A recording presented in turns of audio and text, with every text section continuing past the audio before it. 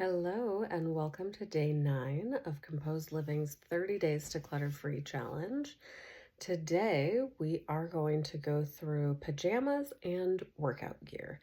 I know some of these groupings can seem a little bit random, but they're all designed so that you have, a project that's not super overwhelming to accomplish in one day.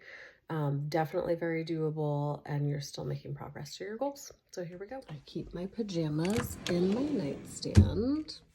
It's a bit of a jumble right now, but we're gonna fix it. This is Pip. She's helping us today. And my workout gear lives in 2 drawers. This is tops and sports bras and bottoms and sweatpants. Here we go. Okay, let's take a peek. Pajamas all decluttered, and they're folded into sets so they're easy to grab. Here's everything I decluttered.